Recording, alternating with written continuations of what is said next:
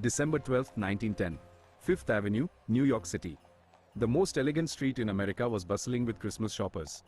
Horse-drawn carriages mixed with the newest automobiles. Women in elaborate Edwardian dresses walked from shop to shop carrying packages. It was a cold afternoon, but the street was alive with activity. Among the crowd was a 25-year-old woman from one of the city's wealthiest families. She was shopping alone. She stopped at a bookstore. She bought a book of short stories. She stepped back onto Fifth Avenue. She waved to a friend across the street. Then she turned the corner and vanished. Completely. Forever. No body was ever found. No ransom was demanded. No clue was discovered. She simply disappeared in broad daylight on the busiest street in New York. This is the oldest active missing persons case in New York City history. And it remains unsolved to this day.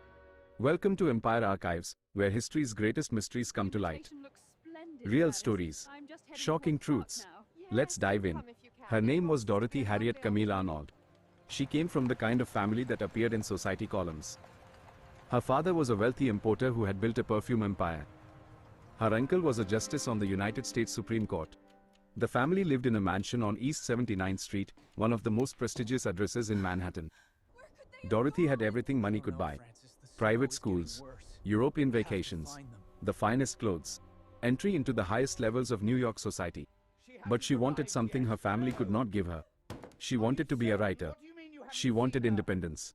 She wanted to control her own life. In 1910, that was not what wealthy young women were supposed to want. Dorothy had been writing short stories for years. She submitted them to magazines under a pen name. They were all rejected. The rejection letters broke her heart but did not break her determination. She kept writing. She kept submitting. Her parents thought it was a silly hobby. They expected her to marry someone from a good family, host parties, raise children, and live the life upper-class women were meant to live. Dorothy had other plans, but she kept those plans secret, because her family would never approve. On that December afternoon, Dorothy left the mansion at 11 in the morning. She told her mother she was going shopping and would return for lunch at 1 o'clock. She wore a dark blue suit with a long skirt, a large black hat with blue feathers, a fur muff to keep her hands warm. She carried $50 in her purse, a significant amount of money in 1910. She walked down Fifth Avenue stopping at shops. At Brentano's bookstore, she bought a book called An Engaged Girl's Sketches. The clerk remembered her. She was cheerful, normal, not distressed.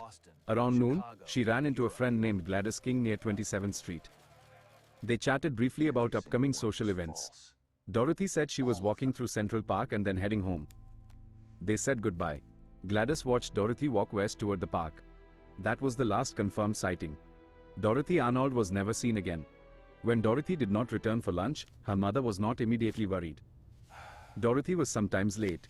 But when afternoon turned to evening and there was still no sign of her, worry turned to panic. Her father made telephone calls to friends and relatives. No one had seen her. At midnight, nearly 12 hours after Dorothy left, the family made a decision that would haunt them forever. They decided not to call the police. Not yet. They were afraid of scandal. Afraid of newspapers. Afraid their family name would be dragged through the tabloids. So instead, they hired private detectives. The private investigators searched quietly for 6 weeks. They interviewed Dorothy's friends. They checked hospitals. They asked questions at train stations. Nothing. Dorothy had vanished without a trace. Finally, on January 26, 1911, 6 weeks after Dorothy disappeared, the family went to the police. By then, the trail was ice cold. When the story finally broke in the newspapers, it became a national sensation. The headlines screamed, "Heiress vanishes on Fifth Avenue. Society girl missing. Where is Dorothy Arnold?" The New York Police Department launched a massive investigation. They interviewed hundreds of people. They searched Central Park. They dredged the rivers. They checked every hospital, morgue, and asylum within 500 miles. Dorothy's photograph was printed in newspapers across the country. Tips poured in from everywhere. She was spotted in Boston, in Chicago, in San Francisco, in Europe. Every lead was investigated. Every single one was false. It was as if Dorothy had walked through a door into another dimension. The investigation revealed secrets the family desperately wanted to hide. Dorothy had a secret lover. His name was George Griscom Jr. He was 40 years old, married, and socially beneath the Arnold family. Dorothy and George had been conducting a secret romance for over a year. They exchanged passionate letters. They met secretly. Dorothy wanted to marry him. George was willing to divorce his wife. But the Arnold family would never allow it. The social shame would destroy them. When the police questioned George, he admitted everything. He said Dorothy was desperate, depressed about her failed writing career, upset about her family's control over her life, heartbroken that they could not be together. The last letter he received from Dorothy hinted at something dark. She wrote that she was taking matters into her own hands. She said she would do something to force the situation. What did that mean? The police had theories. Terrible theories. Theory 1. Dorothy ran away to start a new life. This was the family's preferred explanation. They believed Dorothy had grown tired of society's restrictions and simply left. She might have gone west to California or abroad to Europe. She might have assumed a new identity and started over. There was precedent for this. In the early 1900s, several women from wealthy families had disappeared and later surfaced living under new names. But if Dorothy ran away, she did it perfectly. She left no paper trail, no money withdrawals, no train tickets, no ship passenger lists. For a 25-year-old woman with no experience surviving alone, this seemed unlikely. Where would she get money? How would she hide from one of the largest manhunts in American history? Theory 2. Dorothy died during an illegal medical procedure. This was the darkest theory, and the one most investigators believed. In 1910, a certain medical procedure was illegal and extremely dangerous. Many women in desperate situations sought this procedure in back alley clinics. The mortality rate was high. If Dorothy had been pregnant with George's child, she would have been ruined. Her family would disown her. Society would reject her. The shame would be unbearable. If she died during such a procedure, the person performing it would have every reason to dispose of the body secretly. This would explain why no body was ever found. The letter to George mentioning taking matters into her own hands could have referred to this. But there was no proof. No witness. No confession. Theory 3. Dorothy took her own life. The depression was real. The rejection letters. The forbidden love. The family pressure. The loss of control over her own future. It had all become too much. She might have walked into Central Park and ended her suffering. But the park was searched extensively. The lakes were dredged. The rivers were watched. Bodies do not simply disappear in New York City. Someone would have found her. Unless someone found her first and hid the body for reasons unknown. Theory 4. Dorothy was the victim of foul play. Perhaps she was attacked by a stranger. Perhaps she was kidnapped. Perhaps she witnessed something she should not have seen. But there was no evidence of violence. No torn clothing found. No signs of struggle. And most importantly, no ransom demand. If someone had kidnapped the daughter of one of New York's wealthiest families, they would have demanded money. The Arnold family would have paid any amount. But no demand ever came. This theory seemed unlikely. Yet it could not be completely ruled out. George Griscom Jr. became the prime suspect. The police grilled him repeatedly. They searched his apartment. They tracked his movements. They read every letter he and Dorothy exchanged. But they found nothing incriminating. George had an alibi. On December 12th, he was working. Multiple witnesses confirmed it. Unless he hired someone to harm Dorothy, which seemed absurd, he could not have been directly involved. But the police believed he knew more than he admitted. Maybe Dorothy told him her plans. Maybe he helped her disappear. Maybe he was protecting her even now. George refused to say more. He insisted he knew nothing. Eventually, the police had to let him go. Without evidence, they could not charge him. The Arnold family spent a fortune searching for Dorothy. They hired more private detectives. They offered rewards. They pursued every possible lead around the world. Francis Arnold, Dorothy's father, became obsessed.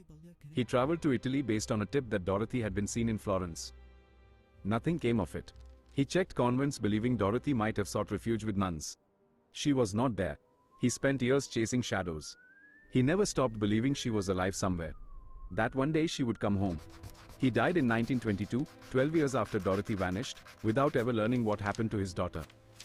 Mary Arnold, Dorothy's mother, lived until 1928. She too died without answers. The family never recovered from the mystery. It destroyed them. In 1916, 6 years after the disappearance, a man walked into a police station claiming he had buried Dorothy's body. He said she died during an illegal medical procedure and he was paid to dispose of her remains in the basement of a building on the Upper West Side. The police excavated the entire basement. They found nothing. The man later admitted he made up the story hoping for reward money. In 1921, another man confessed to murdering Dorothy. Police investigated. His confession was filled with errors and impossible details. He was lying.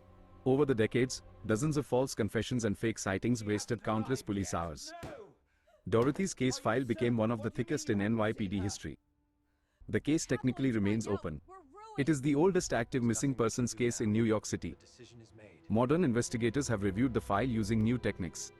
But after more than 100 years, there is simply no physical evidence to examine. No DNA, no body, no crime scene. Just a young woman who walked down Fifth Avenue and ceased to exist. Some cold cases are solved decades later when new evidence emerges. When someone confesses. When a body is found. But Dorothy Arnold's case seems destined to remain forever unsolved.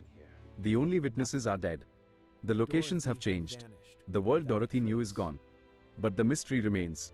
What really happened to Dorothy Arnold? The truth probably died with her. If she ran away, she succeeded beyond all measure. She disappeared so completely that even modern technology cannot find her trail. If she died in some tragic accident or medical procedure, whoever was responsible took the secret to their grave. If she was the victim of violence, the perpetrator escaped justice. We will likely never know. And that is perhaps the most haunting part. In the heart of the busiest city in America, in broad daylight, surrounded by witnesses, a woman simply vanished. It should be impossible. But it happened. And it remains one of New York City's greatest unsolved mysteries. A reminder that even in a city of millions, a person can disappear without a trace. That some questions have no answers. That some mysteries refuse to be solved. Dorothy Arnold walked through that door into the unknown. And the door closed behind her forever.